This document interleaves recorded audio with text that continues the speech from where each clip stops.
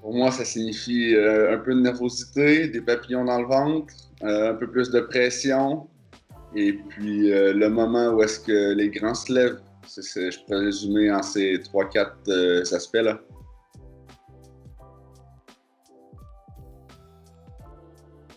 J'essaie de pas. C'est certain que c'est pas facile. J'essaie de garder la même routine. Je me dis que c'est elle aussi qui m'a permis d'avoir le succès que j'ai eu en saison régulière. Mais bon, ça serait mentir de dire que c'est un match comme les autres, que c'est la période de l'année comme les autres. C'est la vie ou la mort. Est-ce que je change? Je ne sais pas. Si je change, j'espère que je change au mieux. Il faut travailler plus fort, payer le prix encore plus, deuxième, troisième effort. Et puis en bout de ligne, je pense que c'est la seule manière de gagner des matchs.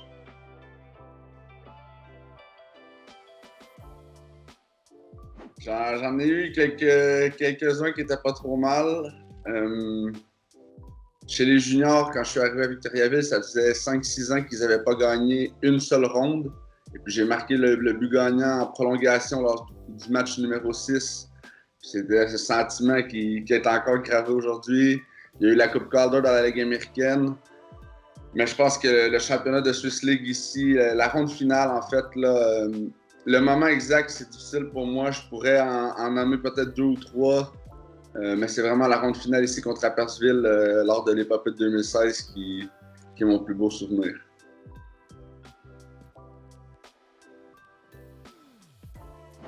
Oui, exactement. On n'était pas les favoris, loin de là. Je vais toujours me rappeler du troisième match, pardon, à Rappersville. Il nous manquait Steven Barras, c'est 1-1 avec 7-8 minutes à faire au match.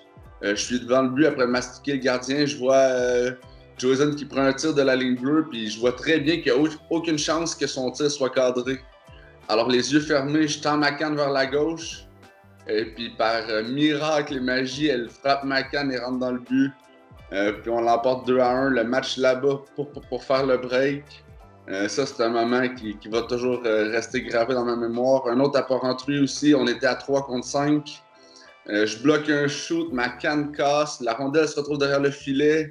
Ils sont 5 contre 3 et je n'ai plus de canne.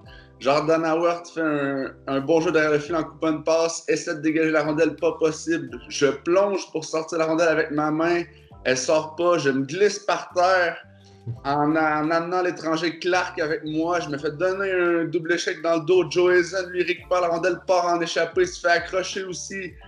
Et puis à la suite de cette séquence-là, Rappersville aurait eu 2 minutes si je me trompe pas, puis ça avait cloué la fin de match qui était très intense. C'est tous des petits moments comme ça qui restent gravés dans ma mémoire puis que c'est certain que j'oublierai jamais.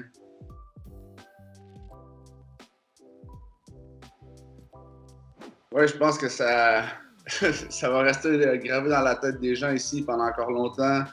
Je me souviens, moi et Johnny, sur les tables dans la vieille tente, sur les épaules de 2 ajoulots qui avaient certainement quelques consommations dans le corps, sur leurs épaules, debout à scander nos noms. J'étais pas très, très serein, mais je l'ai fait quand même, mais j'ai pas trop eu le choix, je dois l'avouer. Mais encore une fois, c'est des moments inoubliables, puis ça fait... Juste d'en parler, ça fait chaud au cœur.